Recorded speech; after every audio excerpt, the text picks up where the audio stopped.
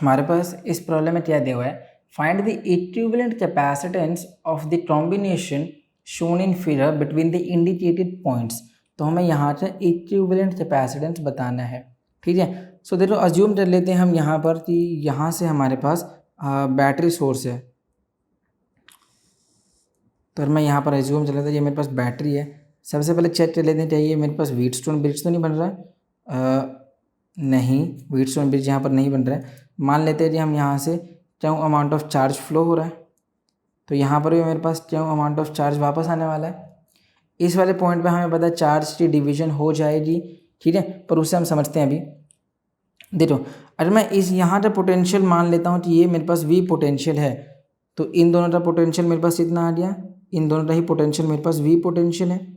और मैंने पूरा पोटेंशियल यहाँ पे मान लिया, तो यहाँ पर मेरे पास 0 पोटेंशियल मान लेते हैं, जैसे कि हमने रजिस्टर वाले प्रॉब्लम्स में भी सॉल्व किया ही था, ठीक है। रेजिस्टेंस में हमने जैसे सॉल्व किया था इसे भी ऐसे ही सॉल्व कर लेते हैं।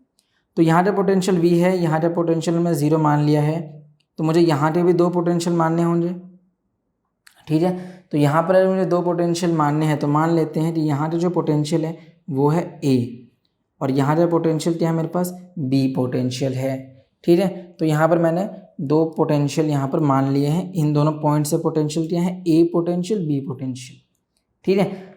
अगर मैं यहाँ पर जो हमारा किरचॉफ्स जंक्शन लॉ होता है वो यूज़ करूँ, तो इस वाले पॉइंट पे जिसका पोटेंशियल मेरे पास A है, इसका जो पॉइंट है उसको नाम भी दे देते हैं कुछ, तो इसे यूज़ से लेते हैं P, इसे यूज़ से लेते हैं Q। तो पॉइंट P पर जिसका पोटेंशियल मेरे पास A है उससे कितने ज़्यादा कैपेसिटेंस आपस में जॉइंड है, तो ये वाला कैपेसिटर जॉइन है, एक ये कैपेसिटर हमारे पास जॉइन है। तो इसका मतलब ये हुआ कि मैं यहाँ पर यूज़ करना चाहता हूँ using Kirchhoff's junction law at point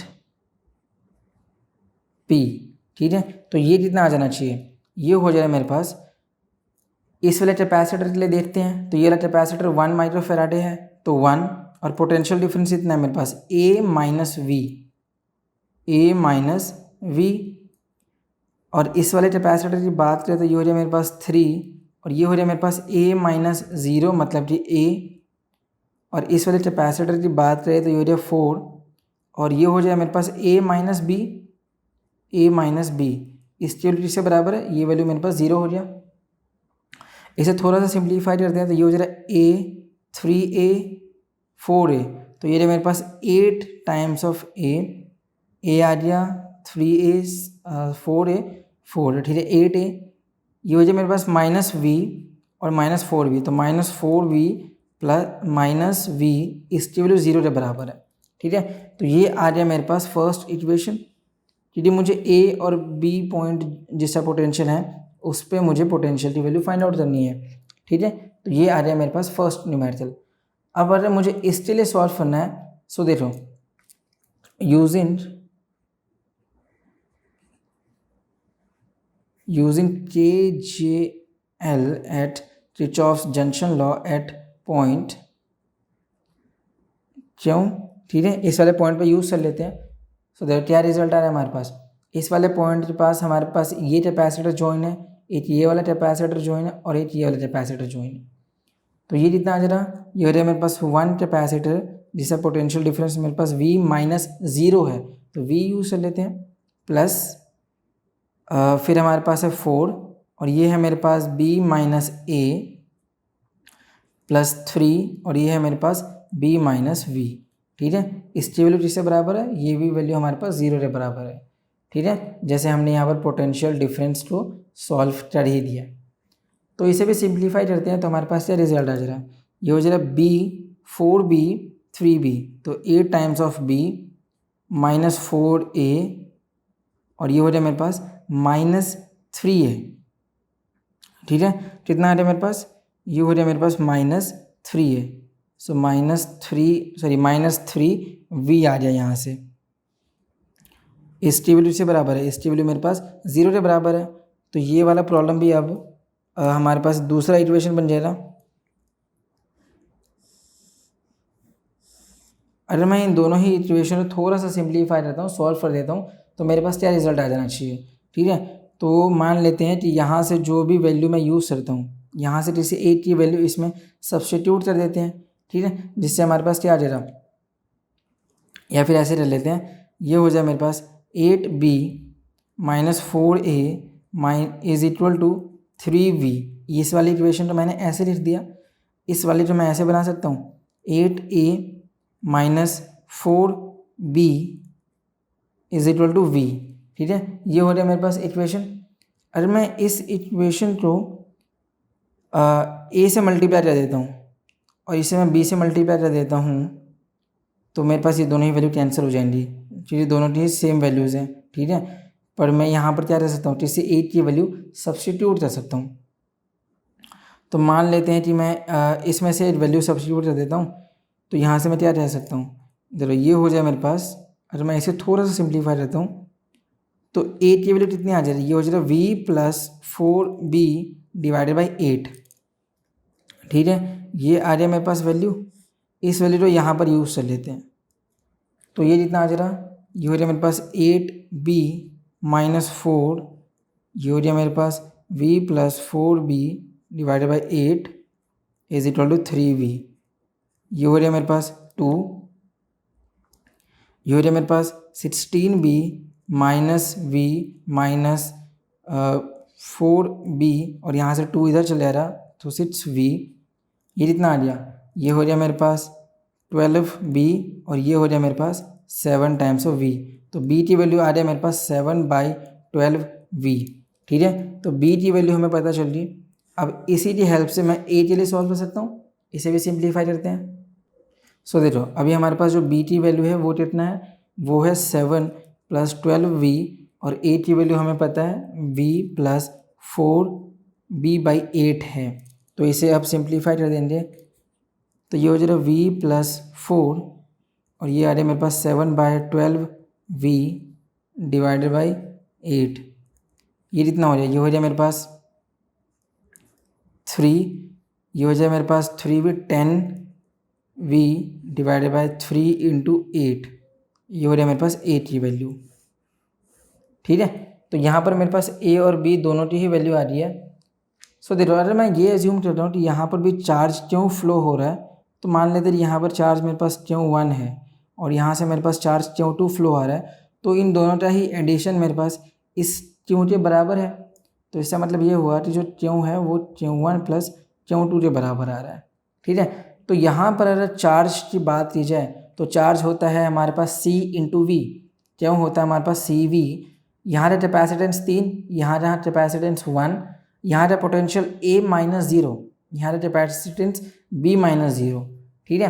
तो ये कितना आ जा रहा, सो देखो ये हो जाना चाहिए मेरे पास Q1 प्लस Q2 की जो वैल्यू है वो कितना होना चाहिए, वो हो जाना चाहिए Q, ठीक है, कैपिटल Q। इसकी वैल्यू जैसे मैंने बताया कितना है, चार्ज होता है हमारे पास C इंटू वी, और वहाँ का C है मेरे पास 3, और यहाँ का पोटेंशियल कितना हो जा रहा A-0, यहाँ का पोटेंशियल है 1, ये हो जाए मेरे पास B-0, और ये हो जाए मेरे पास क्यों, ठीक है।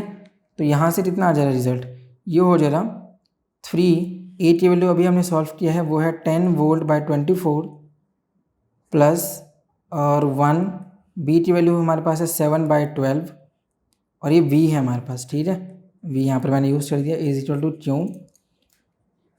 तो ये कितना हो जा रहा, ये हो जाए मेरे पास 8, सो 10/8 प्लस 7/12, और यहाँ से मैंने V कॉमन ले लिया, तो ये हो जाए मेरे पास Q। और हमें पता है कि जो कैपेसिटेंस होता है मेरे पास, कैपेसिटेंस होता है चार्ज बाय पोटेंशियल, तो ये C इक्विवेलेंट आ जाएगा मेरे पास। तो यहाँ से मैं क्या सकता हूँ, Q/V की जो वैल्यू है वो मेरे पास यहाँ से अगर मैं इसे थोड़ा सा और सिंप्लीफाई कर देता हूँ तो एलसीएम ले लेंगे, अभी इसे ऐसे रहने देते हैं 10/8 प्लस 7/12, ये हो गया मेरे पास C इक्विवेलेंट। इसे सॉल्व करते हैं, सो इसका एलसीएम आ जाए मेरे पास 24, ये हो जाए मेरे पास 30 प्लस ये हो जाए मेरे पास 14, ये हो जाना चाहिए 44 डिवाइडेड बाई 24, ठीक है। तो ये हो जाए मेरे पास 22, ये हो जाए मेरे पास 1 to 12, ये हो रहा है मेरे पास 11, ये हो रहा है मेरे पास 6। तो जो C इक्विवेलेंट है वो कितना आ रहा है मेरे पास, ये हो गया यहाँ पर 11/6 माइक्रोफेराड है, क्योंकि यूनिट्स अभी भी हमारे पास वही था। ठीक है, एक बार मैं यूनिट्स देख लेता हूँ, यूनिट्स मेरे पास यही था, तो मेरे पास यूनिट हाँ सही है, 11/6 माइक्रोफेराड है। तो ये आ गया हमारे पास फर्स्ट पार्ट का आंसर। अब हम चलते हैं सेकेंड पार्ट पे। अब ये जो हमारे पास बी पार्ट है, इस बी पार्ट में भी अगर हमने जो प्रीवियसली ए पार्ट किया था वैसे ही सॉल्व करें, तो जो प्रीवियस प्रॉब्लम हमने किरचॉफ्स लॉ से सॉल्व किया था, तो इसे भी हम सब किरचॉफ्स लॉ से सॉल्व कर सकते हैं। ठीक है, उसमें तो प्रॉब्लम नहीं है, बट यहाँ पे प्रॉब्लम ये है कि हमारे पास यहाँ पर 3 पॉइंट्स हैं। ठीक है, और इन तीनों ही पॉइंट से यदि मैं पोटेंशियल फाइंड आउट करूँगा तो ये हमारे पास एक लेंथी प्रॉब्लम बन सकता है। ठीक है, तो यहाँ पर यूज़ से लेते हैं स्टार टू डेल्टा कन्वर्जन वाला मेथड। ठीक है, तो उससे भी हो जा रहा है, एफिशिएंट वे है। ऐसा क्यों, ये देखो यहाँ वाले इस स्मॉल सर्किट को देखो, तो ये मेरे पास 1, 4 और 3 है, और यहाँ पर भी अगर हम ध्यान से दें तो 1, 4, 3, तो मतलब जो यहाँ का है वो यहाँ पर रेसिप्रोकल हो रहा है। तो सिमेट्री समझ सकते हो यहाँ पर कैसे आ रही है। अगर मैं इस इतने से प्रॉब्लम के लिए ये जो मेरे पास स्टार बन रहा है ना, यहाँ पर एक कैपेसिटर है, फिर ऐसे ज्वाइन हो रहा है, ये हो रहा है मेरे पास ऐसे, फिर इस पॉइंट से मेरे पास ऐसे जाए, तो ये हो रहा है मेरे पास ऐसे, और इसके बाद मेरे पास ऐसे बन रहा है यहाँ पर। ठीक है, तो ये मेरे पास एक स्टार प्रॉब्लम ऐसे कह सकते हो आप, ऐसे बना लेता हूँ मैं। ठीक है, तो ये हो जाए मेरे पास एक स्टार प्रॉब्लम। ठीक है, तो ये मेरे पास स्टार प्रॉब्लम है, इसे डेल्टा में कन्वर्ट करना है, तो जो सिमेट्री यहाँ पर आएगी उसका ऑपोजिट सिमेट्री यहाँ पर आ रहा है। ठीक है, तो यहाँ पर इसे सॉल्व कर देते हैं। सो देखो मैं क्या करता हूँ, मैं इन 3 कैपेसिटर को ज्वाइन कर देता हूँ ताकि ये स्टार बन जाए। तो इसे मैं ऐसे ज्वाइन कर सकता हूँ, मान लेते हैं यहाँ पर कि जो ये वाला कैपेसिटर है, ये वाला, इसे मैं यहाँ पर लिख लेता हूँ। तो ये हो जाए मेरे पास यहाँ से 4 माइक्रोफेराड वाला कैपेसिटर, और यहाँ से इस तरफ ये पहला कैपेसिटर 3 माइक्रोफेराड का, और हम क्या करते हैं यहाँ पर इक्विवेलेंट बताएंगे सबसे पहले। ठीक है, तो ये आ जाए मेरे पास 4 माइक्रोफेराड, 3 माइक्रोफेराड, 1 माइक्रोफेराड, इसे भी नोट डाउन कर लेते हैं। तो ये कितना हो गया, ये हो जाए मेरे पास 3 माइक्रोफेराड, ये हो जाए मेरे पास 4 माइक्रोफेराड, और ये हो जाए 1 माइक्रोफेराड। ठीक है, अब अगर मुझे इनका इक्विवेलेंट सर्किट बनाना है, मतलब बेसिकली हम करते क्या हैं, हम इसमें इन तीनों ही कैपेसिटर को हटाने के बाद इनका जो रिजल्टेंट आएगा हम उसे यहाँ पर प्लेस कर देंगे। जैसे रिजल्टेंट कैसे आएगा, जो बहुत ही आसान होता है, अगर मैं यहाँ पर इसे आपस में ज्वाइन कर देता हूँ, और बस कुछ भी नहीं, यहाँ पर आपको कैपेसिटर यूज़ करना है जो कि इन दोनों का रिजल्टेंट बताएगा। इसे मैं थोड़ा सा नीचे ले जाता हूँ, यहाँ पर एक कैपेसिटर यूज़ करना है जो कि इन दोनों का जो भी रिजल्टेंट है वो बताएगा। तो यहाँ पर इसको ऐसे यूज़ कर लेते हैं।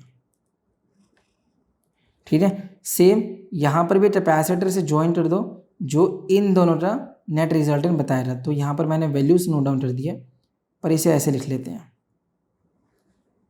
ठीक है, तो ये जितना हो जाए मेरे पास, इस प्रॉब्लम को भी आप KVL से सॉल्व कर सकते हो, पर इसमें हमारे पास ये इक्वेशन वाइज, क्योंकि इक्वेशन बनानी है फिर उसे सॉल्व करना है, तो ये लेंथी प्रॉब्लम हो जाएगा। ठीक है, तो यहाँ पर मेरे पास अगर नेट कैपेसिटेंस बताना है इन तीनों की वैल्यू, तो कुछ भी नहीं, इन तीनों का कैपेसिटेंस का सम कितना है सबसे पहले तो वो फाइंड आउट कर दो। तो जो भी सम आ रहा है कैपेसिटेंस का वो मेरे पास है 3, 1, 4, मतलब कि 8 माइक्रोफेराड। ठीक है, अरे यहाँ का कैपेसिटेंस बताना है तो इन दोनों ही कैपेसिटेंस को आपस में मल्टीप्लाई कर दो।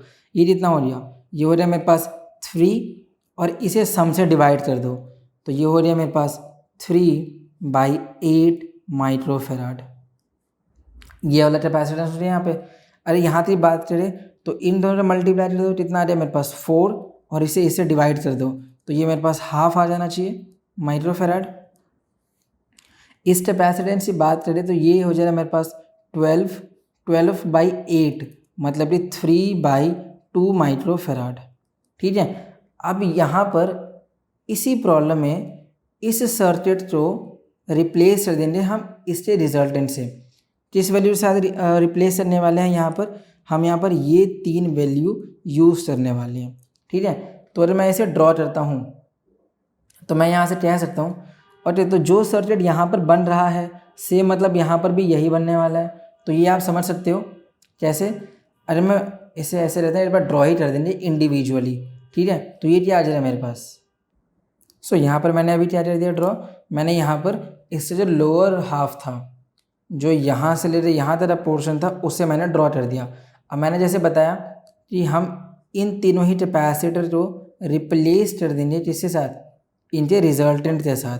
तो देखो कैपेसिटर कैसे बन रहा है मेरे पास, ये मेरे पास इस पॉइंट से बात करते हैं तो ये वाला पॉइंट मेरे पास एक कैपेसिटर ऐसे बन जाएगा,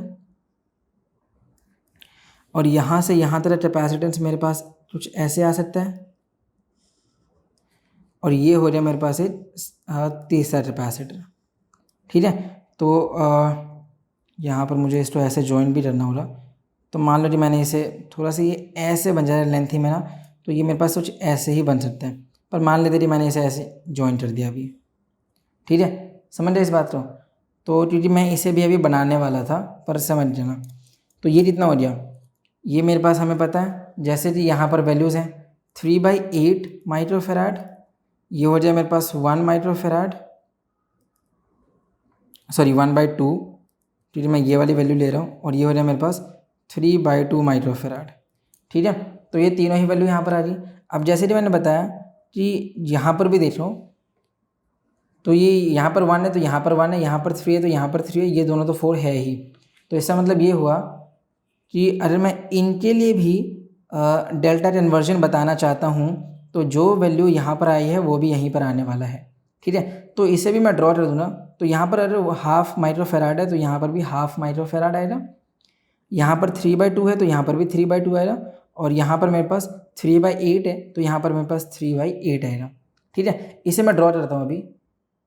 तो इस बार अगर हम फाइनल सर्किट बनाने जा रहे हैं तो इसमें हमारे पास क्या आ जा रहा है, मान लेते हैं ये हमारे पास अभी भी वो जो बीच वाली लाइन थी वो है, बीच वाली कैपेसिटर यहाँ पर है, और इसके बाद मेरे पास ये हो रहा है मेरे पास बीच वाला कैपेसिटर। ठीक है, बीच वाला कैपेसिटर कौन सा, ये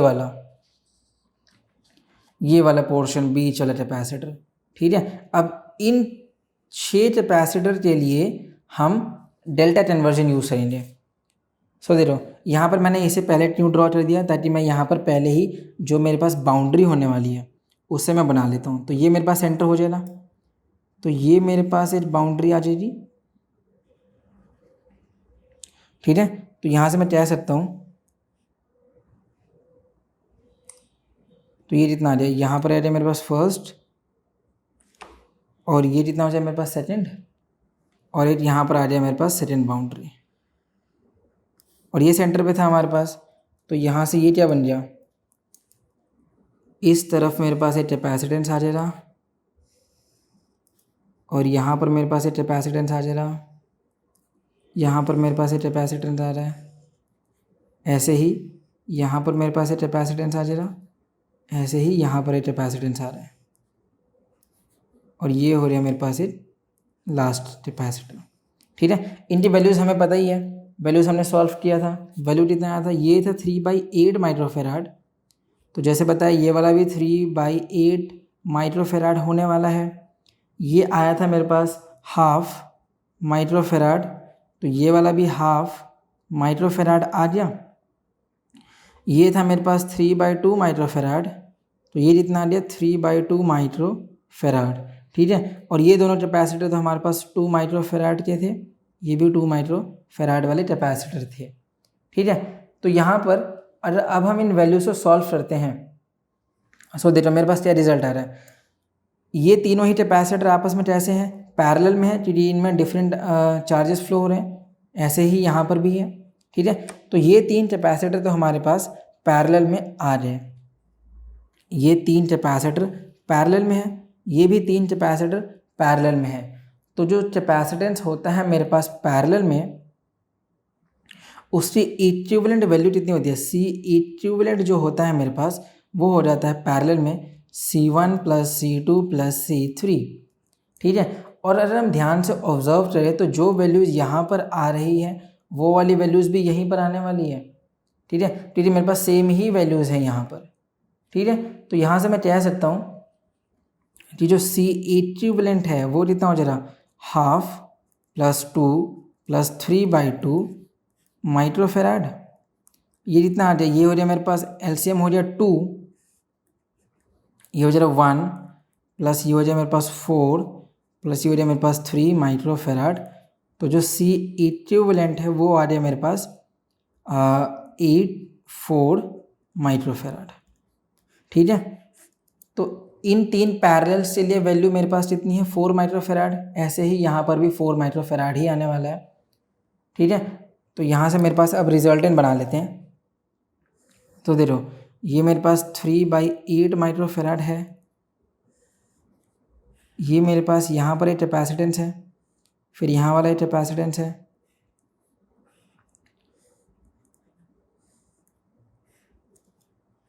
ये कितना था मेरे पास, ये था 4 माइक्रोफेराड, ये भी 4 माइक्रोफेराड है, और ये 3/8 माइक्रोफेराड है। अब इस प्रॉब्लम में देखो क्या हो गया हमारे पास, ये दोनों ही कैपेसिटर अब आपस में सीरीज़ में आ जाए, ठीक है। ये दोनों कैपेसिटर सीरीज़ में है, और जब इनका जो नेट कैपेसिटेंस है ना वो तीनों ही पैरेलल में आ जाएंगे, ठीक है। तो अब यहाँ पर अगर मैं फाइनल वैल्यू बताना चाहता हूँ सी फाइनल, ठीक है, तो इसकी वैल्यू कि ये तीनों ही वैल्यू आपस में पैरेलल में होनी चाहिए। तो पैरेलल में हमें पता है सिंपली ऐड हो जाएंगे। सो 3/8 प्लस 3/8 मैंने इन दोनों वैल्यूज़ को ऐड कर दिया। अब ये दोनों वैल्यू सीरीज़ में है, तो इनका जो इक्विवेलेंट आता है सी इक्विवेलेंट डैश मान लेते हैं, तो ये कितना हो जा रहा, दोनों ही पैरेलल सीरीज़ में है, तो सीरीज़ में कितना हो जाता है C1.C2 divided by C1 plus C2, दोनों की ही सेम वैल्यू है। सो 4 × 4 डिवाइडेड बाई 4 + 4 8, ये कितना हो रहा है मेरे पास 2, ये हो रहा है मेरे पास 2, तो सी इक्विवेलेंट आ गया मेरे पास 2। समझ गए ना, यहाँ पर पहले सीरीज के लिए सॉल्व किया, फिर यहाँ पर पैरेलल के लिए यहाँ पर सॉल्व कर दिया मैंने। तो ये कितना आ गया मेरे पास, एलसीएम ले लेंगे तो ये हो जाए मेरे पास 8, यूनिट्स क्या है, यूनिट्स हमारे पास है माइक्रोफेराड। एलसीएम 8, ये हो रहा है मेरे पास 3, ये हो रहा है मेरे पास 3, और ये हो रहा है मेरे पास 16 माइक्रोफेराड। तो जो सी फाइनल है उसकी वैल्यू मेरे पास इतना हो गया, ये हो रहा है मेरे पास 22 डिवाइडेड बाई 8 माइक्रोफेराड। इसे सिंप्लीफाई कर दिया मैंने 11/4, तो जो सी फाइनल की वैल्यू है वो मेरे पास है 11/4 माइक्रोफेराड, ठीक है। तो यही हमारे पास फाइनल रिजल्ट भी है। तो इसी के साथ हमारे पास ये वाला प्रॉब्लम भी सॉल्व हो जाता है। अब हम चलते हैं इसके सी पार्ट पे। सो अब ये जो हमारे पास सी पार्ट है उसमें ये प्रॉब्लम बहुत इजी है। क्यों प्रॉब्लम बहुत इजी है, इसमें भी सी इक्विवेलेंट बताना है। तो बेसिकली ये एक सबसे सेपरेट कैपेसिटर है यहाँ पर, ठीक है। पर यहाँ पर मेरे पास कैपेसिटर आपस में बहुत सारे हैं। तो देखते हैं सबसे पहले, क्योंकि यहाँ पर व्हीटस्टोन ब्रिज वाली फीलिंग आ रही है। सो देखो क्या व्हीटस्टोन ब्रिज है यहाँ पर, तो ये तो मेरे पास व्हीटस्टोन ब्रिज बन रहा है, क्योंकि इनका रेशियो कितना आ रहा है, ये हो रहा है हाफ, ये भी हो रहा है हाफ। तो ये जो पोर्शन है इसे ऐसा ड्रॉ कर लेते हैं, इतना सा जो पोर्शन आ रहा है हमारे पास, ये वाला जो पोर्शन है ये मेरे पास व्हीट स्टोन ब्रिज की जो कंडीशन होती है उसे सेटिस्फाई कर रहा है, क्योंकि रेशियो कितना आ रहा है 1/2, यहाँ पर कितना आ रहा है 1/2, तो रेशियो सेम आ रहा है। तो यहाँ पे जो नेट कैपेसिटेंस हो जाएगा उसे फाइंड आउट करने के लिए व्हीटस्टोन ब्रिज एप्लीकेबल हो चुका है, हमें ये पता है। तो यहाँ पर मेरे पास ये व्हीटस्टोन ब्रिज एप्लीकेबल है, तो हम जानते हैं कि ये जो 5 माइक्रोफेराड वाला कैपेसिटर है, इसका रहना ना रहना एक ही बात है, तो इसे हटा देते हैं, ठीक है। तो ये मेरे पास सर्किट क्या बन जाएगा, ये मेरे पास बन गया 2 माइक्रोफेराड, जो कि यहाँ पर मेरे पास है 2 माइक्रोफेराड। फिर मेरे पास कितना आ जाएगा 4 माइक्रोफेराड, ठीक है। ये वाला कैपेसिटर मैंने यहाँ से हटा दिया है, ये वाला कैपेसिटर यहाँ से हटा दिया, ये कितना बचा 4 माइक्रोफेराड, और ये कितना बचा मेरे पास 8 माइक्रोफेराड, और ये सबसे सेपरेट कैपेसिटर तो है ही हमारे पास। कितना है इसकी वैल्यू, इसकी वैल्यू है मेरे पास 4 माइक्रोफेराड, ठीक है। अब अगर इसकी वैल्यू से नोट डाउन करता हूँ, तो ये हो जाए 2, ये हो जाए 4, ये हो जाए मेरे पास 4, और ये हो जाए मेरे पास 8, और ये हो रहा है मेरे पास 4 माइक्रोफेराड। अगर मैं यहाँ पर सी नेट की वैल्यू बताना चाहता हूँ तो सबसे पहले एक बात समझ लेते हैं कि ये दोनों ही कैपेसिटर आपस में सीरीज़ में हैं। हाँ, ये दोनों ही कैपेसिटर यहाँ पर सीरीज़ में है, ये दोनों कैपेसिटर यहाँ पर सीरीज़ में है, क्योंकि अरे यहाँ पर जो पोटेंशियल सोर्स हुआ तो यहाँ पर Q1 फ्लो हो रहा है, यहाँ पर Q2, यहाँ पर Q3, तो इनमें same amount of charge flow हो रहा है। ठीक है, इन दोनों में है, इन दोनों में। ठीक है, तो यहाँ पर ये दोनों ही कैपेसिटर सीरीज़ में हो रहे और उसके बाद ये तीनों ही कैपेसिटर आपस में पैरेलल में है। ठीक है, तो इसके लिए सी नेट की वैल्यू देखें तो सी इक्विवेलेंट, इसकी वैल्यू सीरीज में है दोनों, तो हो जाएगा 2 × 4 डिवाइडेड बाई 2 + 4, ये जितना हो रहा है मेरे पास, ये हो गया 8 डिवाइडेड बाई 6, ये जितना हो रहा है मेरे पास 4/3 माइक्रोफेराड। ठीक है, 4/3 माइक्रोफेराड। इसके लिए जब सॉल्व करते हैं तो ये जितना आ गया सी डैश इक्विवेलेंट मान लेते हैं इसे, तो ये हो जाना चाहिए मेरे पास 4 × 8 डिवाइडेड बाई 12, ये हो गया मेरे पास 3, 8/3 माइक्रोफेराड। तो इन दोनों की ही वैल्यू अगर मैं रिजल्टेंट बताना चाहता हूँ तो ये मैं कुछ ऐसे बता सकता हूँ इसे, 8 कैपेसिटर यहाँ पर, 8 कैपेसिटर मेरे पास यहाँ पर,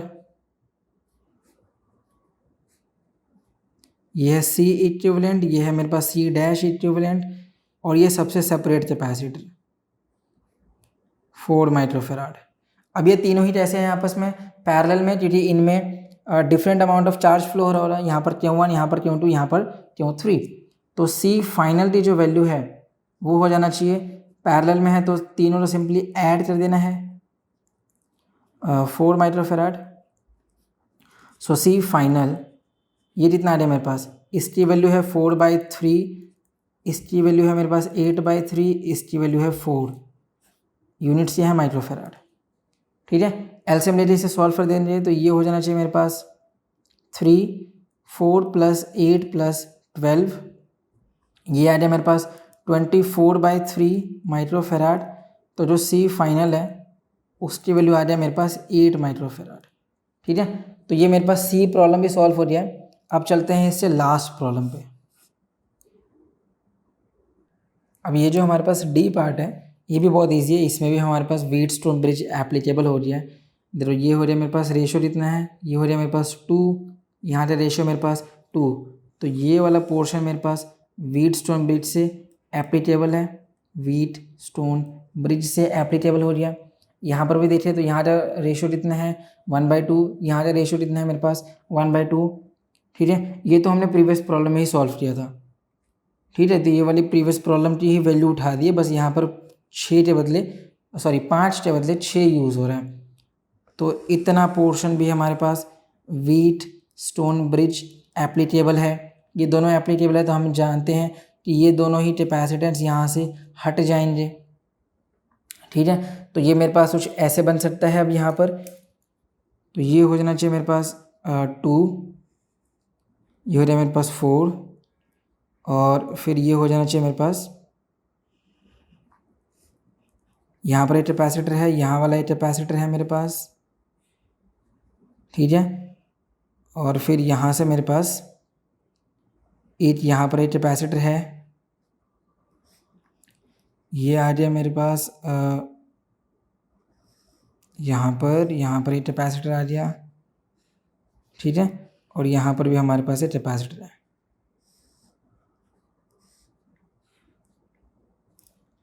तो अभी तक हमने जो सर्किट बनाया था उसमें हमारे पास कुछ ऐसे था। मैंने व्हीटस्टोन ब्रिज यहाँ पर देखा था, ये 5 कैपेसिटर में व्हीटस्टोन ब्रिज है, यहाँ पे 5 कैपेसिटर में व्हीटस्टोन ब्रिज है। इनकी वैल्यूज़ देखते हैं, क्या एक और व्हीटस्टोन ब्रिज यहाँ पर पॉसिबल हो रहा है, देखते हैं, इन्हें समझते हैं।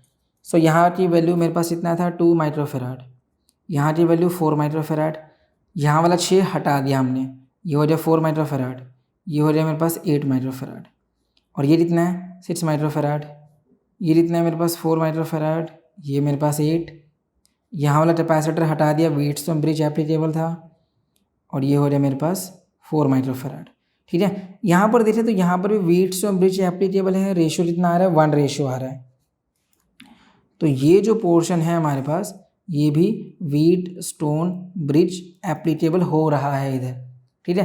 तो यहाँ पर भी इसे हटा देते हैं, तो इसका मतलब ये हट जा रहा है ना, तो ये जितना वैल्यू आ जाए मेरे पास, एक तो ये कैपेसिटर बचा मेरे पास, एक ये वाला कैपेसिटर बच गया, ये हट गया, तो एक ये कैपेसिटर, फिर ये वाला और ये वाला। तो अब यहाँ पर 4 कैपेसिटर सीरीज़ में आ रहे हैं। देखो कैसे, फर्स्ट लाइन यहाँ पर ड्रॉ हो गया, ये मेरे पास सेकेंड आ गया यहाँ पर, ठीक है। ये आ गया मेरे पास थर्ड वाला, और ये हो रहा है मेरे पास फोर्थ वाला। अब अगर यहाँ पर मैं वैल्यूज़ को देखता हूँ, तो यहाँ जो वैल्यूज़ क्या दिया हुआ है, ये है 2 माइक्रोफैराड, ये है 4 माइक्रोफैराड, और ये भी है 4 माइक्रोफैराड, ये है मेरे पास 8 माइक्रोफैराड, सेम यहाँ पर भी यही है, और ये है 2 माइक्रोफैराड, ये है 4 माइक्रोफैराड, ठीक है। तो ये आ जाए मेरे पास वैल्यूज़। तो अगर ध्यान से देखें, तो अगर मैंने मान लिया यहाँ से जो पोटेंशियल सोर्स हो रहा है, तो यहाँ पर Q1 फ्लो हो रहा है, यहाँ पर Q2, यहाँ पर Q3, यहाँ पर Q4, तो ये दोनों ही कैपेसिटर आपस में सीरीज़ में है, फिर ये दोनों कैपेसिटर आपस में सीरीज़ में है, फिर ये दोनों सीरीज़ में है, ये दोनों सीरीज़ में है। जो अपर कैपेसिटर की वैल्यूज़ हैं वो भी यहाँ पर भी है, यहाँ पर भी है, यहाँ पर भी है, मतलब एक लिए सॉल्व कर दो। इनके लिए जो सॉल्व करते हैं, तो जो C इक्विवेलेंट मान लिया मैंने, दोनों ही सीरीज़ में है, ये जितना आ जा रहा है, ये हो जा रहा है 2 × 4 डिवाइडेड बाई 6, तो ये हो जाए मेरे पास 3, 4/3। तो ये वाली वैल्यू यहाँ पर भी है, C इक्विवेलेंट इसका भी यही है 4/3। यहाँ पर C डैश इक्विवेलेंट मान लेता हूँ, तो यहाँ पर भी C डैश इक्विवेलेंट ही आएगा, क्योंकि दोनों की सेम वैल्यूज़ हैं। ये जितना हो गया, ये हो रहा है मेरे पास 4 × 8 डिवाइडेड बाई 12, ये हो रहा है मेरे पास 8/3 माइक्रोफैराड, ये भी है 8/3 माइक्रोफैराड, ठीक है। अब ये अरेंज की वैल्यूज तो मैं यहाँ पर रिप्रेजेंट करता हूँ। सो देखो, अभी हमारे पास यहाँ पर एक कैपेसिटर था, फिर हमारे पास यहाँ पर एक कैपेसिटर आया है, फिर हमारे पास यहाँ पर एक कैपेसिटर बच गया, और यहाँ पर हमारे पास एक फाइनल कैपेसिटर है, ठीक है। ये हो रहा है मेरे पास कैपेसिटर्स। इनकी वैल्यूज़ क्या है, इसकी वैल्यू C इक्विवेलेंट था, इसकी भी यही वैल्यू थी। ये हो जाए C डैश इक्विवेलेंट, ये है C डैश इक्विवेलेंट, ठीक है। अब हमें पता है कि ये चारों ही कैपेसिटर आपस में पैरेलल में है, तो अगर बात कीजिए C फाइनल कितना है, तो ये कितना हो जाना चाहिए, पैरेलल में होते हैं तो कैपेसिटर सिंपली ऐड हो जाते हैं, तो इन दोनों वैल्यूज़ को ऐड कर दिया, सो 2 टाइम्स बेसिकली सिंपल हो जाएगा, तो C equivalent plus C dash equivalent, ठीक है। इसे सॉल्व कर सकते हैं इजीली। ये समझ में आ रहे हैं जैसे हैं, इन सब को सिंपली ऐड कर दिया मैंने, तो ये हो रहा है मेरे पास 2, ये वाली वैल्यू कितना है अपने पास, ये वाली वैल्यू है 4/3, और ये वाली वैल्यू है 8/3, यूनिट्स ये है माइक्रोफैराड है। कितना बचेगा मेरे पास, ये हो गया 24/3 माइक्रोफैराड है। तो जो C फाइनल है हमारे पास वो कितना है, वो है 8 माइक्रोफैराड है, ठीक है। तो इसी साथ हमारे पास ये वाला प्रॉब्लम भी सॉल्व हो गया है। इससे आसान सॉल्यूशन और कहीं नहीं।